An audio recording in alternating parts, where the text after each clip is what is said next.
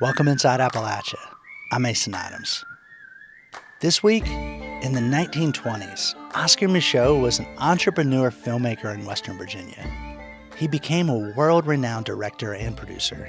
Just imagine if Tyler Perry had his film studio here. Imagine what that would look like. Well, that's who he was in 1922. Kentucky's poet laureate lives down the road from what has been called the country's most lethal cryptid. Attempts to spot it have led to deaths. There have been 5 since we've lived here, and they're mostly young people who really don't understand what they're getting into. And we talk soul food with Xavier Oglesby, who's passing on generations of kitchen wisdom to his niece. When you think of soul food, that's the first thing you think is black folk, because we were able to take nothing and make something out of it for a meal. You'll hear these stories and more this week inside Appalachia.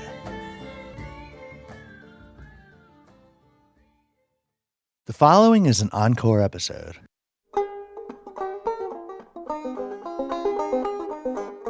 Welcome inside Appalachia. I'm Mason Adams. One of America's pioneering filmmakers had nothing to do with Hollywood, but nevertheless left his mark on the emerging industry. Oscar Micheaux was a homesteader who then turned his attention to making movies in the early 1900s. He was a black man who made movies for black audiences at a time when they weren't allowed into mainstream white-only theaters. And for several pivotal years in the 1920s, he operated out of Roanoke, Virginia. Generally, Oscar Micheaux was one of the most prolific independent filmmakers in American history. But he was also a pioneer in black film. E.B. Smith is executive director of the Harrison Museum of African American Culture in Roanoke. He was one of the first mainstream filmmakers back in the silent era and moving into the talkies in the 30s. He spent a good portion of his career actually here in Roanoke on Henry Street making movies here in town. Micheaux was born in Illinois and worked as a Pullman porter on the railroad before becoming a homesteader in South Dakota. He wrote a novel, The Homesteader, about the experience and was subsequently approached by a company that wanted to make it into a feature film. Micheaux decided to do that himself and launched his career as a producer and director. He went on to make more than 40 movies, and not only that, he handled all the business around his films. Ian Fortier is executive director of the Grandin Theater, an independent Roanoke film house that dates back to 1931. Behind the camera, he was somebody that protected and insulated his entire creative process. You know, not just the vision of the artistic nature of the film in his head to paper, but all the way through casting, all the way through shooting, all the way through editing, and then all the way through the rights and the deals of distribution. I mean, he really protected his product, and he wanted to make sure that the art and the messages that he was creating was not influenced or tarnished in any way. Micheaux's first film adapted The Homesteader. His second, Within Our Gates, was an artistic response to D.W. Griffith's racist blockbuster Birth of a Nation, which vilified black men and glorified the Ku Klux Klan. He challenged Jim Crow, and he challenged the sort of predominant narrative created by a ruling class by showing not only incredibly productive aspects of the black community, but highly educated, highly engaged. That was one of the greatest things that he contributed, was creating a narrative that helped shift social aspect about the contributions made by the black community in the American landscape. Soon after Within Our Gates was released, Micheaux opened up offices in Roanoke. At the time, Roanoke was home to a booming black business district on Henry Street. During that time, Henry Street was sort of a mini Harlem. Jordan Bell is a neighborhood leader and historian of Roanoke's Gainsboro neighborhood, which is home to Henry Street. Bell says that when Micheaux was in Roanoke, he was just an entrepreneur filmmaker. But now, he's recognized around the world. You know, just imagine if Tyler Perry had his film studio here. Imagine what that would look like. Well, that's who he was in 1922. Roanoke, and specifically the Gainsboro neighborhood, was part of the global movement that became known as the Harlem Renaissance. Micheaux stayed in a hotel directly across the room from his film offices. He may well have frequented the Lincoln Theater, a 700-seat venue that was open for decades under various names, and hosted Duke Ellington, Ella Fitzgerald, Count Basie, and other jazz musicians. Micheaux operated in Roanoke from 1922 to 1925, producing 8 films during that time, including Body and Soul, which launched the career of standout actor Paul Robeson, and The House Behind the Cedars, which featured a cameo by future civil rights lawyer Oliver Hill Sr. E.B. Smith says, Micheaux didn't just show the world a different side of Black life. He used his control over the process to take on ideas that just didn't appear in white cinema. He was chronicling migration and patterns of movement for Black life that a lot of people weren't. He was also showing the world a side of African American life that was not widely accepted or explored, especially within the arts. His films were not the sort of traditionally digested vaudeville exports that a lot of Black characters in cinema were at the time. You know, he was telling very serious stories about whole people, and that was revolutionary. That revolutionary spirit made a big impression on Black filmmakers in a way that continues today. Jordan Bell again. Remembering people like Oscar Micheaux is very important because it sort of inspires the next generation. I'm sure Tyler Perry knew exactly who Oscar Micheaux is. I'm sure Spike Lee knew exactly who he was. I'm sure the small filmmakers that are making short films today, I would hope that they know exactly who he is. But I think that's why it's important to remember him. Oscar Micheaux died in March of 1951. Many of his films, including all of those shot on location in Roanoke, have disappeared. Film stock doesn't always hold up and is susceptible to breaking down. But some of Micheaux's fans hold out hope that his Roanoke films are still out there and may yet appear. In the meantime, several of his films can be seen, either in collections or on streaming services. The Grandin Theater and Harrison Museum of African American Culture showed several of them in February for Black History Month. And the crown jewel in Micheaux's filmography, Within Our Gates, is available to view online. Visit our website, wvpublic.org, and we'll post up a link.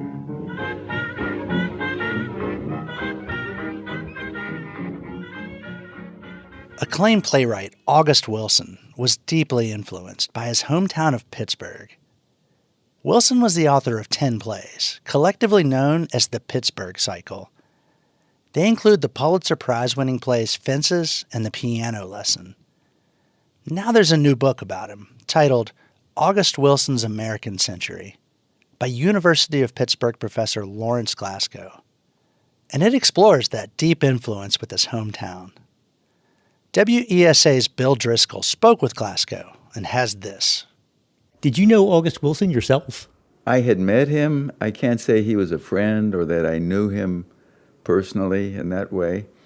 I teach a course, History of Black Pittsburgh, and I knew his sister, Linda Jean, and she invited him to my class once, and he gave a talk in the class, and that was wonderful for the students.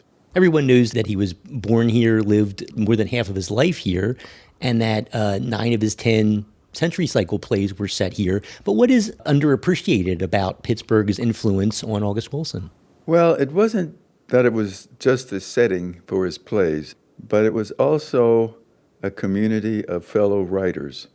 Wilson wasn't a lone bird singing to himself outside. There were talented writers, musicians, artists all around him.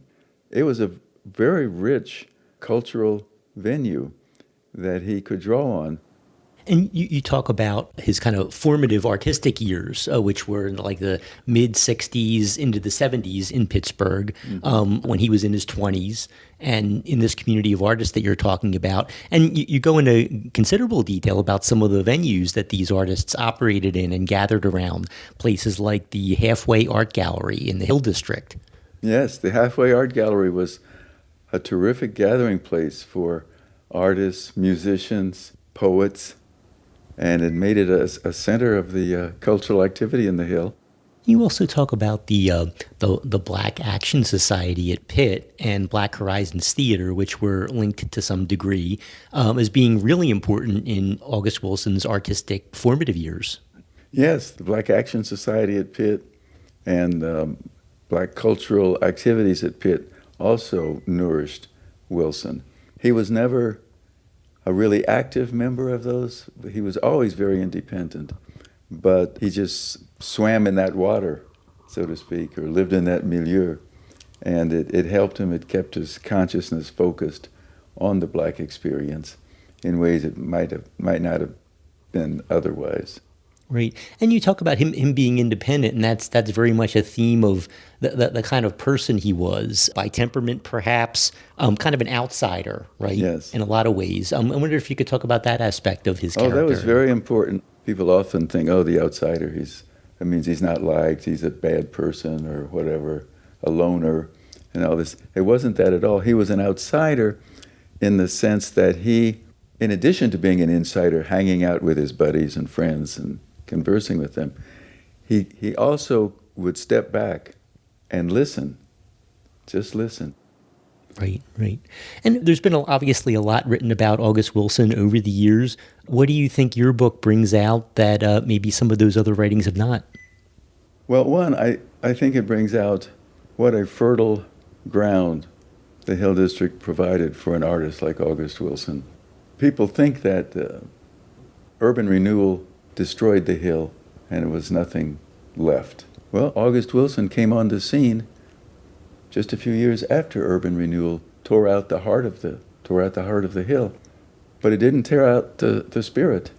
And August often talked about how exciting it was to walk down Center Avenue. It was just bustling, full of people, parents with their children, guys who were on dates with their girlfriends, and things like that.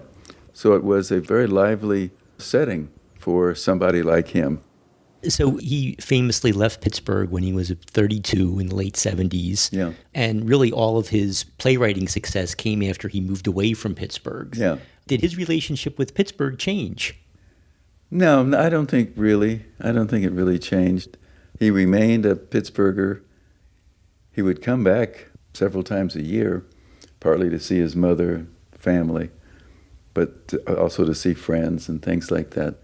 Even when he was in St. Paul, he remained very much, his head remained very much in Pittsburgh. Friends of his in St. Paul, when he moved there, say how much it was always Pittsburgh he wanted to talk about. So he was always thinking about things he had done, things he had heard, people he had known from Pittsburgh. It was really remained a part of his life throughout his time that he was outside, living away from Pittsburgh. He was always thinking about it. That was WESA's Bill Driskell, speaking with author Lawrence Glasgow. August Wilson's American Century is available from the University of Pittsburgh Press. Coming up, we find out how the sausage gets made at Angelo's Old World Italian Sausage. You're inside Appalachia. I'm Mason Adams.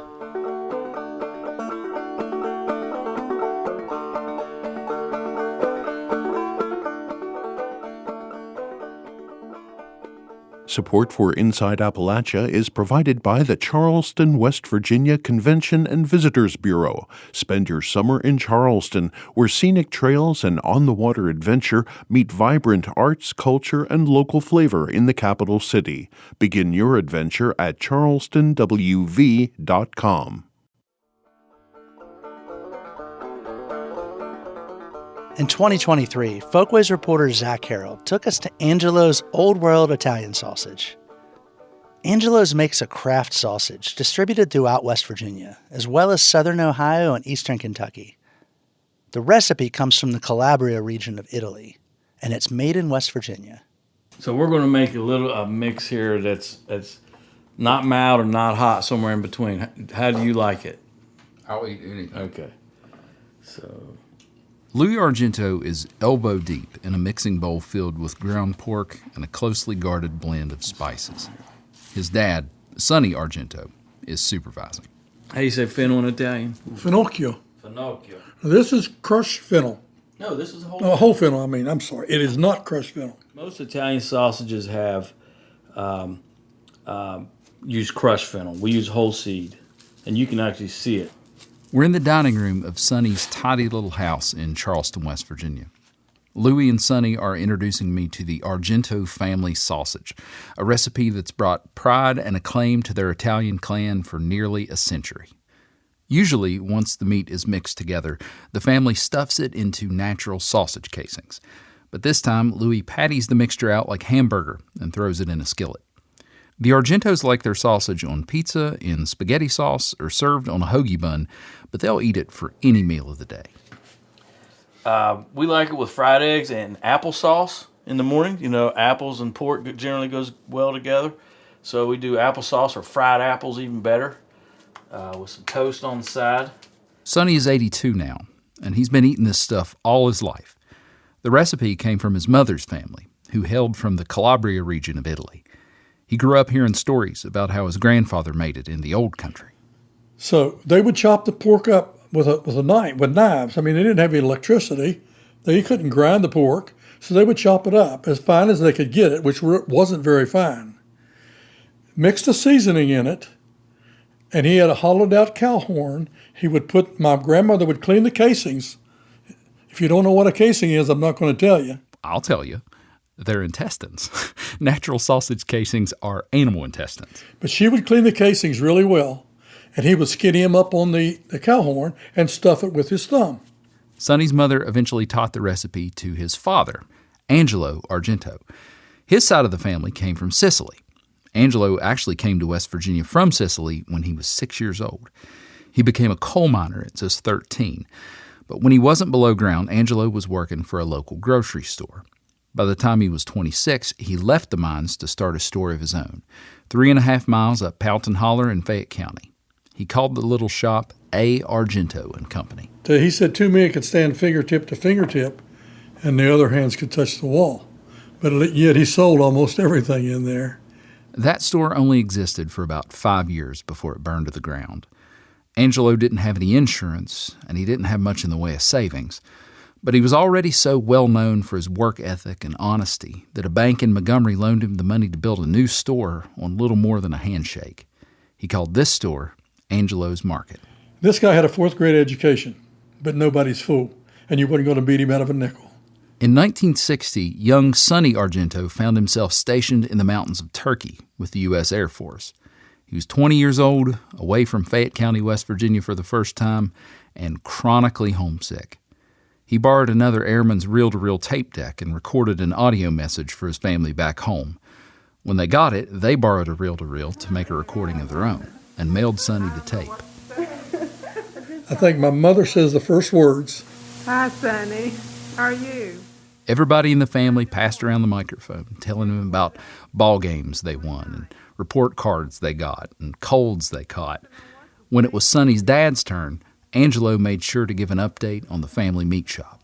And my dad said, we made some pepperoni this week. Oh, you should have been here this week. We sure had some weather.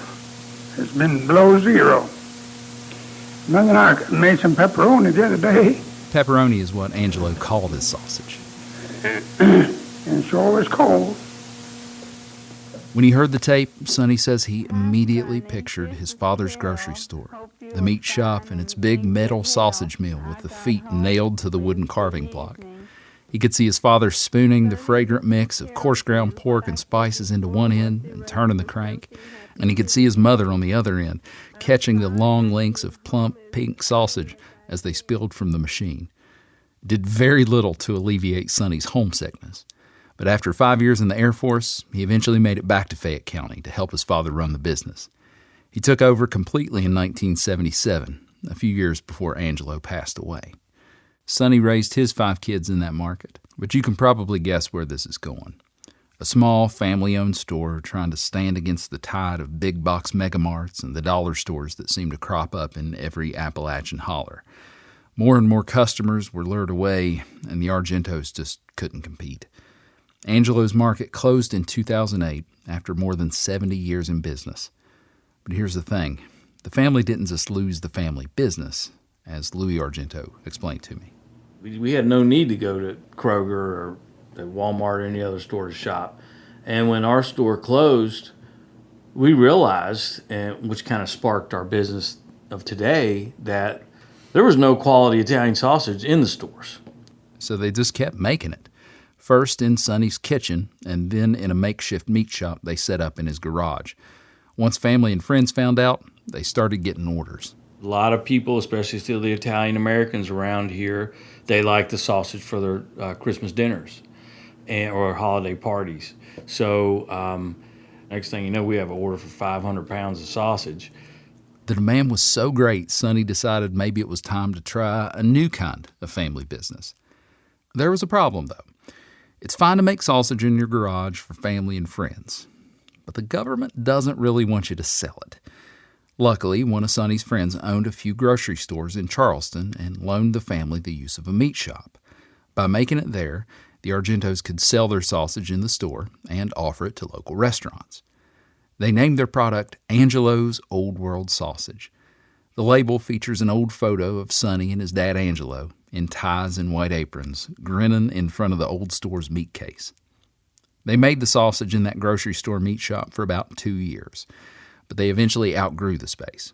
For one thing, they couldn't produce as much sausage as they needed, and because it wasn't a USDA-inspected processing facility, the Argentos couldn't sell their sausage in other stores. For a while, they considered building a factory of their own, but that was too big of an investment for such a small company. So they started looking around for a co-packer. After some searching, they found Wampler's Farm Sausage in Lenoir City, Tennessee. It's also a family business, albeit one with a modern solar-powered meat processing facility attached. And I saw all these guys in white coats and a federal inspector walking around with their arms folded, and a tear came to my eye. I remembered my mom and dad standing over the meat block making sausage and me helping them.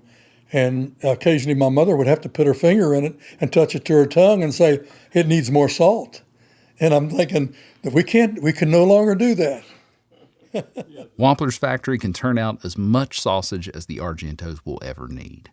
And everything is still made to the family's exacting standards, from the coarseness of the ground meat to the blend of spices that gives the sausage its flavor. We sample every batch still. So, we just want to, as good as Wampler is, we want to make sure our sausage that our customers are buying is consistent. Back in Sonny's kitchen, as the smell of fennel and frying pork filled the air, Louis told me the appeal of Angelo's sausage is as much about what doesn't go into it as what does.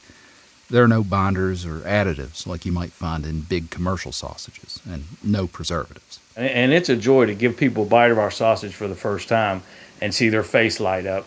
And they're like, man, I've never tasted anything like this before. So yeah, so go put your corporate sausage down and get some really good stuff here that has no preservatives in it. But the same economic forces that put Angelo's market out of business make it difficult for Angelo's Old World Sausage, too. Their products are now available in about 30 stores in West Virginia, Ohio, and Kentucky, but that growth has been a struggle. Louis says it can be difficult to convince managers to carry their product when every square inch of a chain grocery store's meat case is rented out to major corporate producers. And Angelo's isn't a big enough player to get into the big box stores' warehouses, so their sausage doesn't appear in shopping apps. That's left the Argento family to depend on a more grassroots approach, one based on word of mouth and some social media advertising and setting up taste tests in grocery stores. They're confident that if they can just convince folks to take a bite, they'll be hooked. Yeah, well, you want to take it in the dining room, Louis? Okay, yeah. I'll get you guys some utensils, maybe some bread. Once the sausage was done, Sonny and Louis set the table with a loaf of sandwich bread and a jar of their home-pickled peppers. Peppers? Yeah. As we dug in, it was clear to see that even after a lifetime of eating this stuff, Sonny and Louis don't just take pride in this family recipe. They really enjoy eating it. And that's why they're pretty sure you will too. The big challenge is getting more people to try it and to realize that there is indeed a quality Italian sausage available in grocery stores. Sometimes it might cost 25 or 50 cents more, but it's worth it.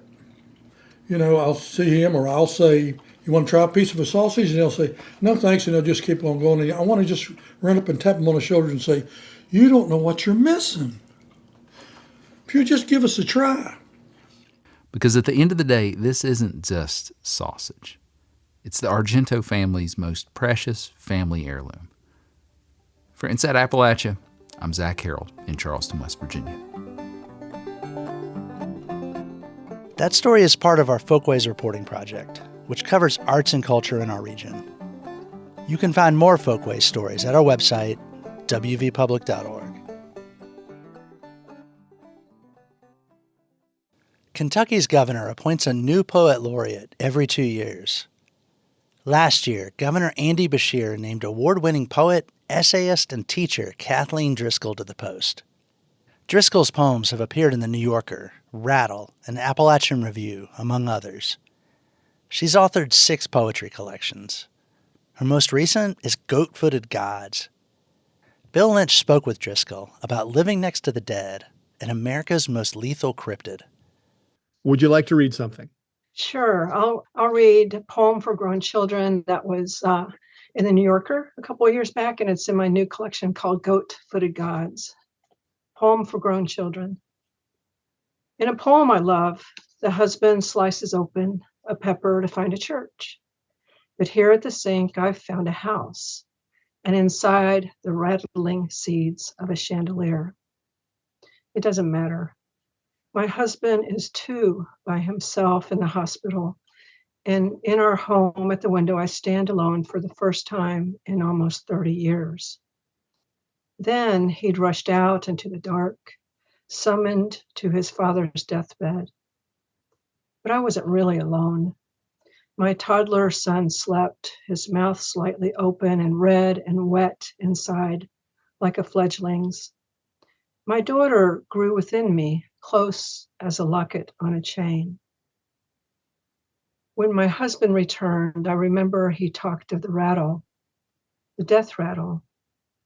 The children are now inside their own homes asleep, curled around their beloveds, but all so young yet. They do not think we will ever die. In their garden beds, if they are dreaming of seeds and light, they are dreaming of little blazes growing hotter. They are not dreaming of wind and flickering, and certainly they are not dreaming of smoke. Tell me something about that poem. It's covering a life in there. I suppose it's my pandemic poem, and thinking about generations and thinking about how life passes us by and how as we grow older, and especially then I think most people mortality, especially if you were over the age of 60 and they kept telling you, you need to be really, really careful. It's sort of in a response to a poem by Kevin Proofer, who's an American poet, very talented, and his poem is called Seed. And so I've always loved that poem. It's been sort of like a talisman poem for me. And so I just was responding to that in some ways, but I hope it can stand on its own. Do you feel like your writing or how you approach what you do has changed since then? Well, I suppose I'm always changing. I'm always trying new things. I don't want to stay in the same place, and I'm sure it has changed me a lot. But I will tell you that my flood subject has always been mortality. My husband and I, for over 30 years, have lived in an old country church that we've made into our family home. And so with the church comes a graveyard. And so there's a little graveyard right next, about an acre next to me. And I'm always being influenced by that because I can look at my laundry room, I'm folding towels and I see these, these old graves. And well, some people say, isn't it eerie? Or aren't you creeped out by living next to a graveyard? But I don't really believe in the supernatural. I'm just not built that way. So I'm not creeped out. It weighs on me, but I consider it a ballast. It makes me think about today's the day, you need to live today. So not to be too trite about it, but it's true. I think about it all the time. I wasn't going to ask about your house. I didn't really know about the house, but I'm interested. How did you end up in an old church as a house?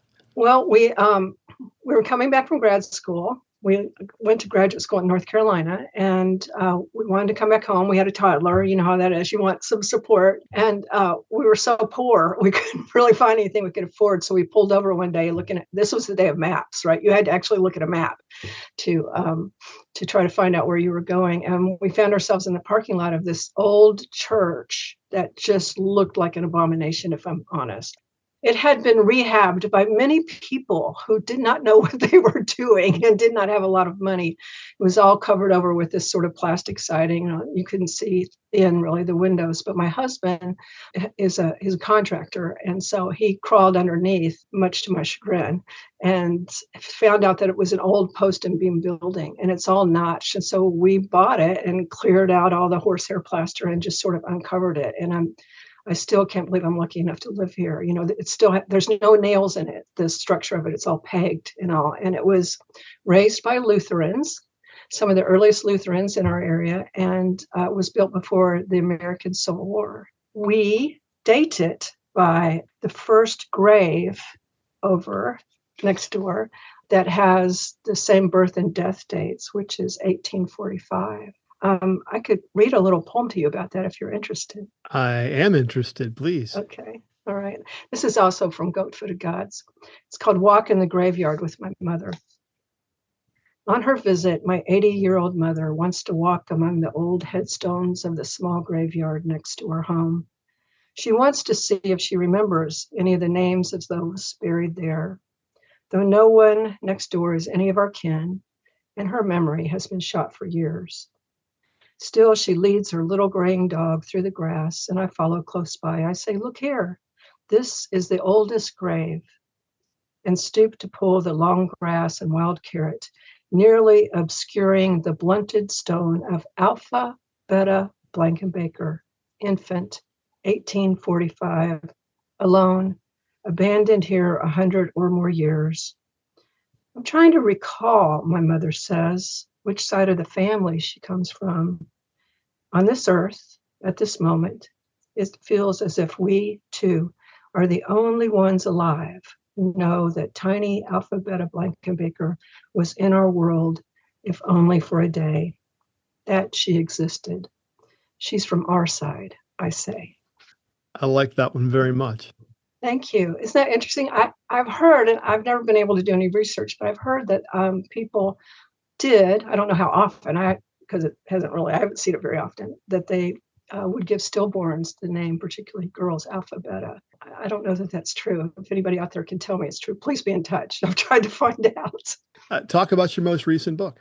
Well, Goat-Footed Gods is what I consider to be sort of the third of an informal trilogy. I have Seed Across Snow, which is kind of about my house. Next Door to the Dead is about the graveyard, sort of my imaginings of people I have no idea about, really. And then Goat-Footed Gods is about, I never thought I'd be writing about this, but it's about a cryptid who's rumored to roam in our woods. We did not know this before we moved in, called the Goat Man. So you have the Mothman, right? We have the Mothman, among others. Right. And, there's Sasquatch, and then there's Bunny Man, which doesn't sound too scary until you think about him actually looking to your window at night. But the Goat Man is half man, half goat, lots of different origin stories. And he is said, teenagers think if you go to the end of our road, there's a trestle that looks decrepit. And in the middle of it, it's 8 stories high.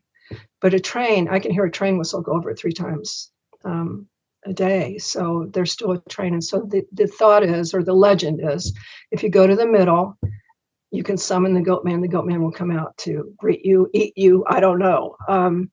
But the Goat Man actually has been called by the Washington Post the most lethal cryptid in America because he has actual deaths attributed to him. There have been 5 since we've lived here, and they're mostly young people, and there are many others injured who really don't understand what they're getting into. And it's just been, my books are never about one thing, but that is about me sort of musing about the myth and how the myth has changed and how dangerous the myth is and why, the world is pretty scary in a lot of ways. And why do we need to make up things that are scary?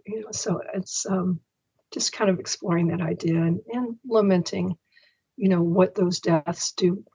We've heard about that over here with that particular cryptid.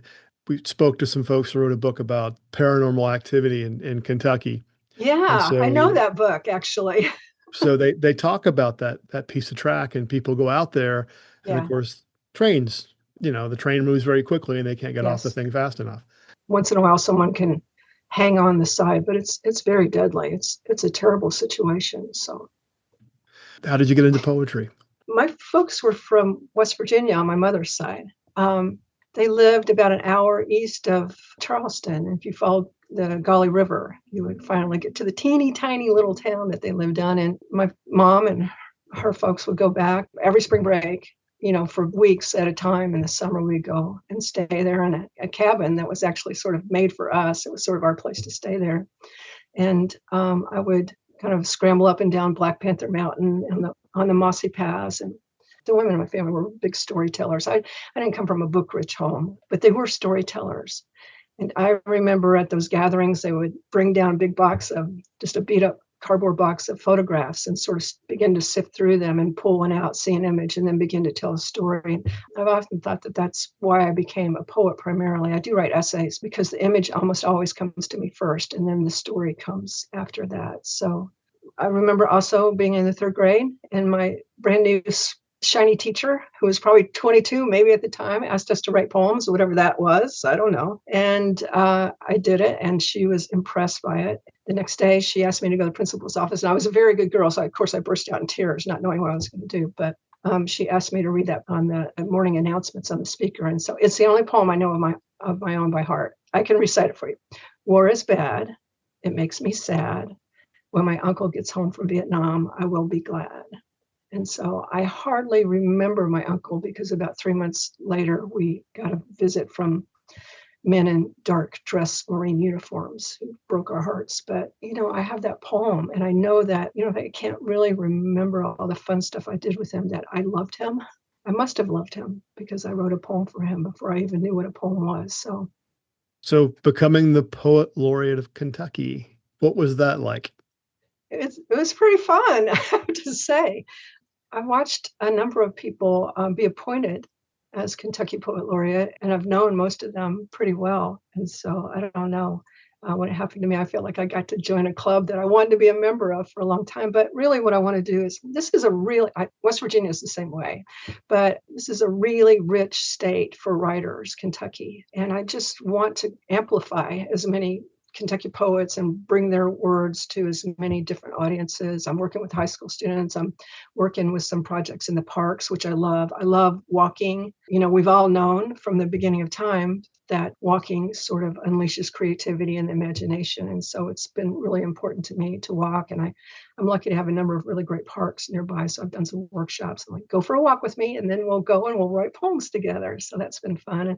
And I have been busy. I can tell you, this is a state that uses their poet laureate. So I'm glad. Use me. So Kathleen, thank you very much. You're welcome. Thanks for having me and for your interest. I appreciate it.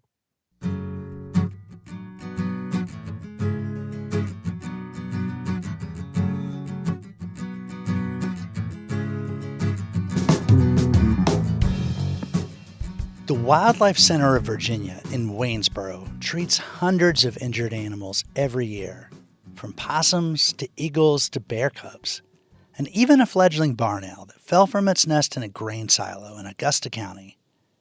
WMRA's Meredith McCool has more. Picture a farmer caring for his animals. You might envision him surrounded by cows, goats, pigs, or chickens. But one Augusta County farmer recently had the experience of caring for a barn owl who left his nest a little too soon. Dr. Olivia Schiermeyer, veterinary research fellow at the Wildlife Center of Virginia, worked with the farmer to renest the owl. She said the farmer called us saying that there was an owlet on the ground that he saw fall from the silo. So then one of our vet interns, Dr. Liv, went out and brought it back to us for a full exam, radiographs, blood work, physical exam. Didn't find anything wrong with it other than it was a very angry teenage owl who probably just failed at fledging. Luckily, he was perfectly healthy, just needed a little bit of a boost. I met farmer and owl rescuer Alan Strandberg at the silo with the hope of seeing the fledgling for myself. He opened a small hatch on the side of the silo and we peered inside, our voices echoing in the cavernous space. Oh yeah, I see the feathers and... Oh my gosh, so that's all owl pellets? Yep. Yeah, see, they put them on that piece of equipment. Okay. Up there, and he hopped up. There's a nest is up in there. Usually you can see him stick his head out. But so it's at the top of the stairway? up that way.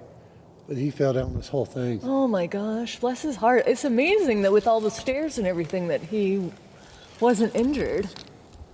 Yeah, he might be out. They might be out trying to fly. Because the sibling was in there too. When they went in there, it was flying around. This is pretty late in the year to be receiving baby owls, but barn owls are kind of weird and they nest year round versus our other owls tend to only have babies in late winter, early springtime. So that's typically when we're seeing our baby owls. It was weird to have a little fluffy baby here for even 2 days. I asked Dr. Olivia how big the baby owl was. She held her hands apart about the length of a football. In order to get it up the ladder, we put it in a backpack so we could safely get it up the ladder and onto the ledge. So I pulled it out of the backpack. So he's like, oh, yeah, about that big and very fluffy. How did the owl feel about being in the backpack? Not pleased. Not super pleased about it. I don't think he was pleased about the entire experience, but he didn't have to stay here, which is best interest for him. And he got to go back to his parents who could take much better care of him than we could. Barn owls also help take care of the farms where they tend to nest in barns and silos and hunt in adjacent fields. According to Dr. Olivia, barn owls are extremely useful for farmers because they help control rodent populations so that you don't have to worry about as many rodents on your property. And in keeping with that, please don't use rodenticides because when you poison the rats and mice, then the owls get poisoned. And generally they're anticoagulant rodenticides, which causes spontaneous bleeding, and we'll get them here and see a lot of bleeding. We can't do blood draws without them bleeding significantly. It takes a long time to treat, and sometimes we're not successful because they've already lost too much blood. So my only plea is please don't use rodenticides if you have barn owls around, or even if you don't, because it will poison the owls as well. And then you don't have your natural rodent control. And also, if you want to attract barn owls, you can build barn owl boxes and put them on the side of your barn. As dusk descended on the farm, Alan and I stood in the warmth radiating from the barn, watching the cows and goats munch on hay while he told me about his daughter's 4-H and FFA projects. Alan turned toward the silo. He'd heard the call of the young owl. He opened the hatch, and through the narrow beam of his flashlight, I caught a brief glimpse of silent white wings. For WMRA News, I'm Meredith McCool.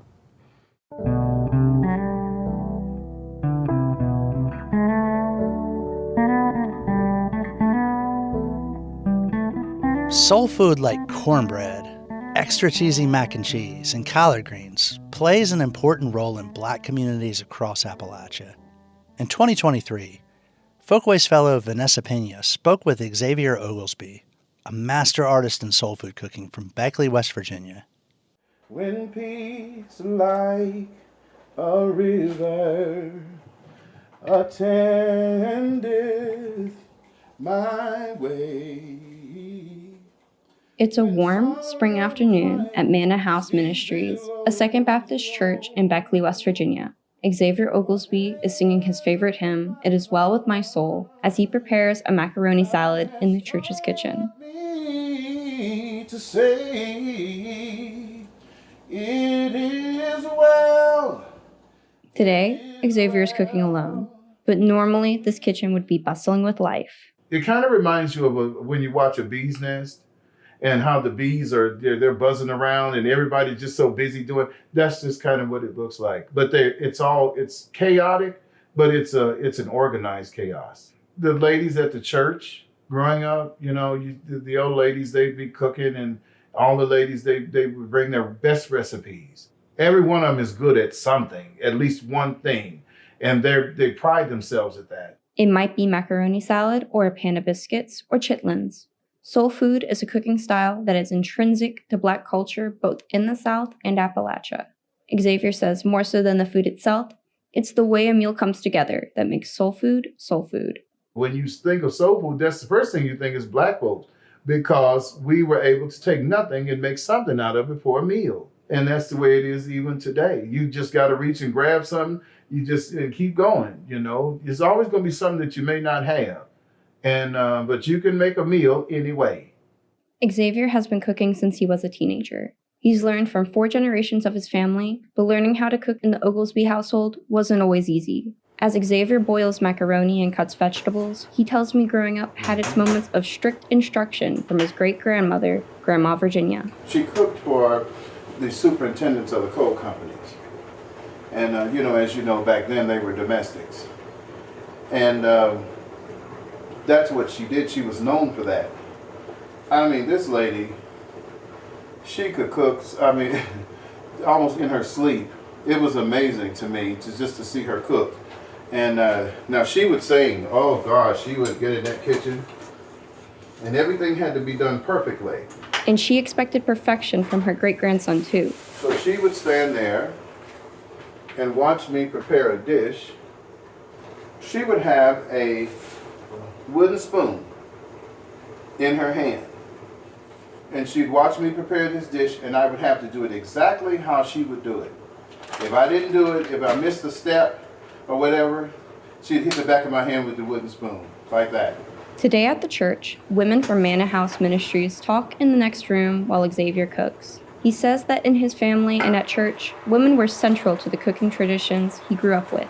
So as a boy who was interested in cooking, he felt some resistance. Eventually it was okay, but I've got, like I say, I've got 3 other brothers, and it was going to be okay.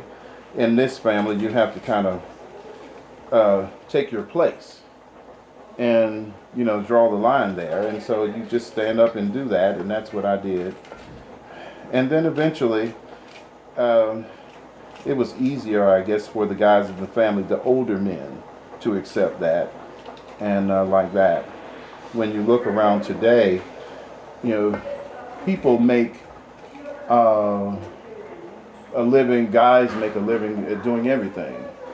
Now, Xavier is teaching his niece, Brooklyn Oglesby, how to cook soul food and family recipes. He's doing it through the West Virginia Folklife Apprenticeship Program, which is directed by the West Virginia State folklorist, Jenny Williams. So this program is hosted every other year, but for a full year, artists can be a part of this program to pass on their traditional knowledge and art forms and skills to an apprentice of their choosing. Folklife apprenticeship pairs are carrying on community-based traditional art forms and cultural practices, from fiddle instrument repair to mushroom foraging, all with the goal of passing on stories, skill sets, and traditional knowledge. Full disclosure, I worked with Jenny as an AmeriCorps member this year.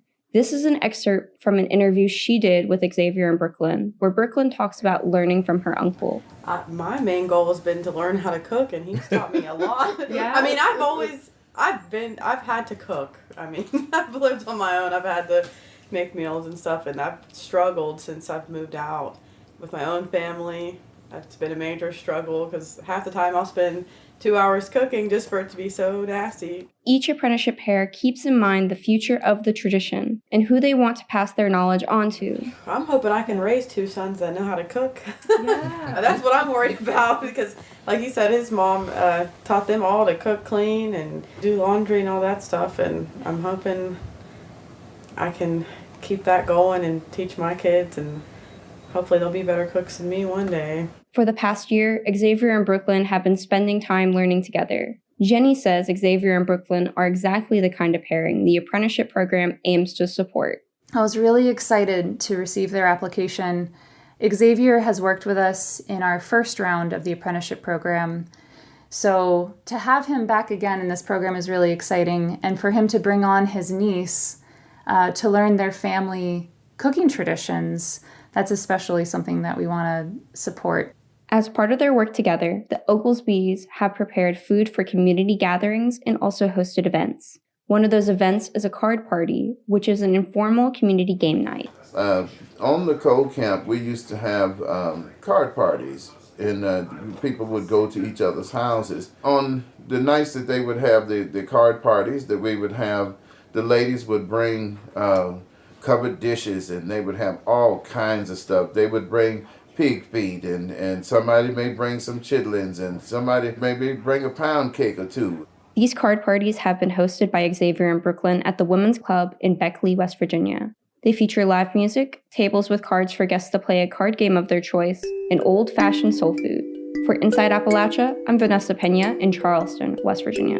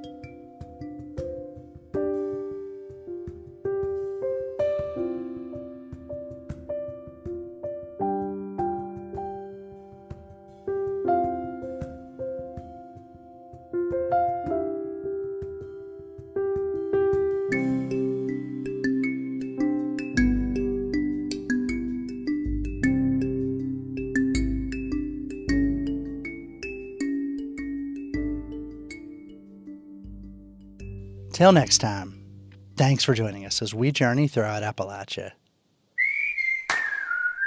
Our theme music is by Matt Jackford. Other music this week was provided by John Blissard, Benny Moten Cater, Tim Bing, Paul Loomis, John Ingram, and Blue Dot Sessions. Bill Lynch is our producer. Abby Neff is our associate producer. Our executive producer is Eric Douglas. Kelly Libby is our editor. Our audio mixer is Patrick Stevens. We had help this week from Folkways editors Nicole Musgrave and Chris Julin.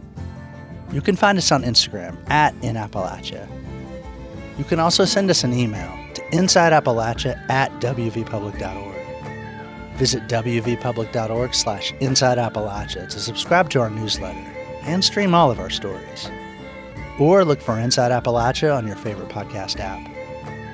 Inside Appalachia is a production of West Virginia Public Broadcasting.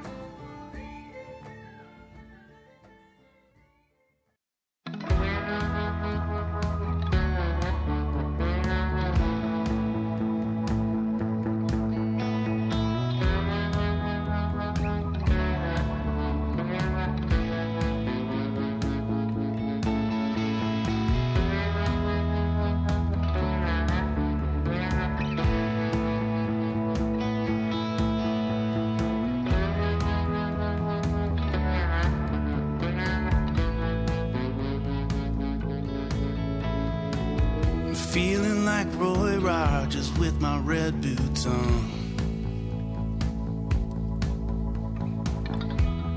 Bright shiny lights glitter on my gun. Put on my striped pants and hammer away. Start it over tomorrow, day after day.